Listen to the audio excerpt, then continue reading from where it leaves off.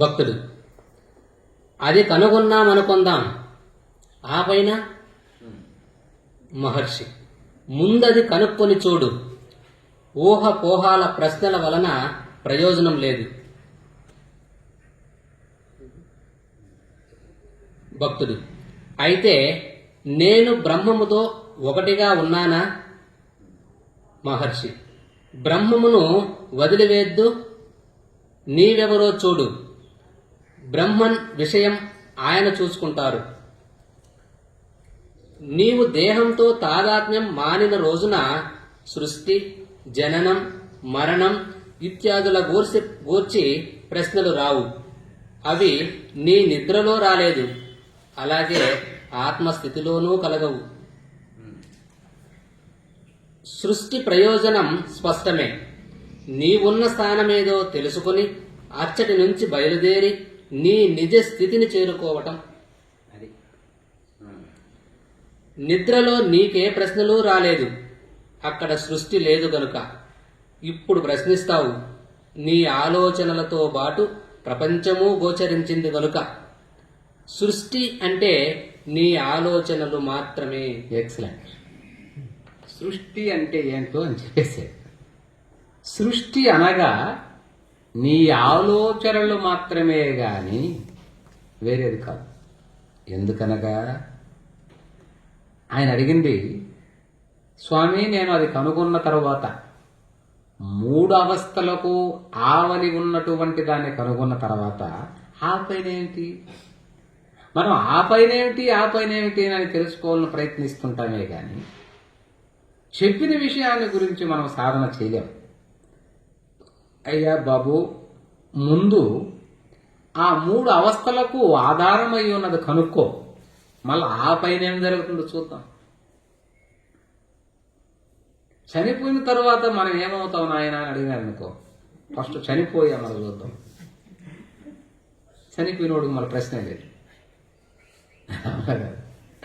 ఆ రకంగా ఊహపోహల ప్రశ్నల వల్ల ప్రయోజనమే లేదు. జీవితాంతం ఈ డౌట్లతో తిరిగి తిరిగి తిరిగి తిరిగి వేసారి చివరకు దేహం వదలడమే తప్ప విచారణ మార్గములో కనీసం 4 అడుగులు ముందుకు వేయలేకపోతున్నారు జీవులు. చాలా దరిద్రులు. అద్భుతమైనటువంటి మహా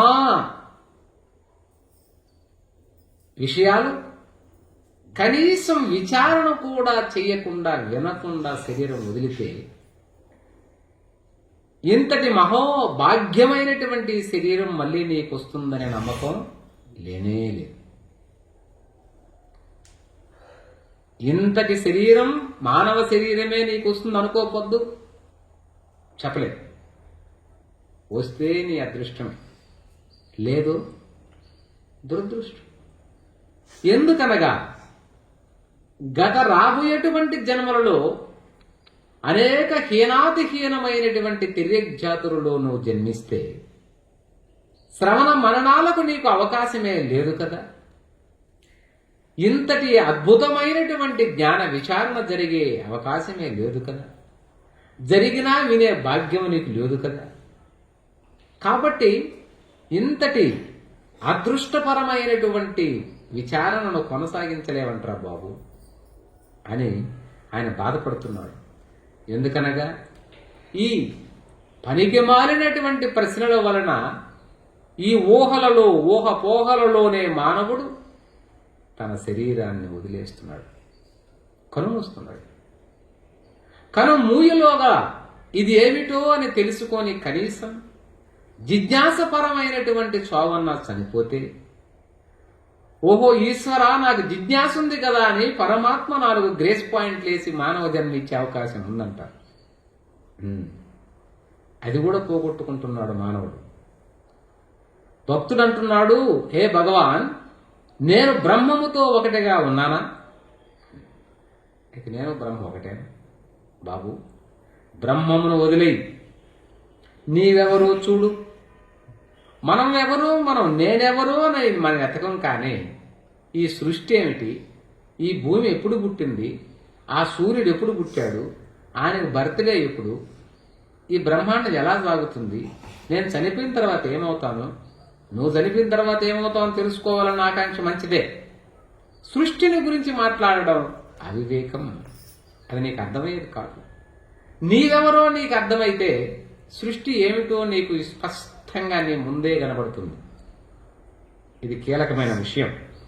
కాబట్టి నీవు దేహముతో తాదాత్మ్యం మానిన రోజున సృష్టి, జననం, మరణం ఇత్యాదులు ప్రశ్నలే రావు. అర్థమైపోతుంది. అవి నీ నిద్రలో రాలేదు, అలాగే ఆత్మజ్ఞానికి రావు. రెండు స్థితుల్లో రావండి. సుషుప్తి నిద్రలోనూ ఈ ప్రశ్నలు రావు. ఆత్మజ్ఞానం కలిగిన పిమ్మట ఆయనకి రావు. మధ్యలోనే మనకి ప్రశ్నలు వస్తున్నాయి. కాబట్టి సృష్టి ప్రయోజనం స్పష్టమే. దాని యొక్క లక్ష్యాలు దానికి ఉన్నాయి. నీ ఉన్న స్థానం ఏదో తెలుసుకొని అచ్చట నుంచి బయలుదేరి నీ నిజ స్థితిని చేరుకోవడమే నువ్వు చేయవలసిన పని. నిద్రలో నీకే ప్రశ్నలు రాలేదు కదా, అక్కడ సృష్టి లేదు కనుక. నిద్రలో ప్రశ్నలు ఎందుకు రాలేదండి?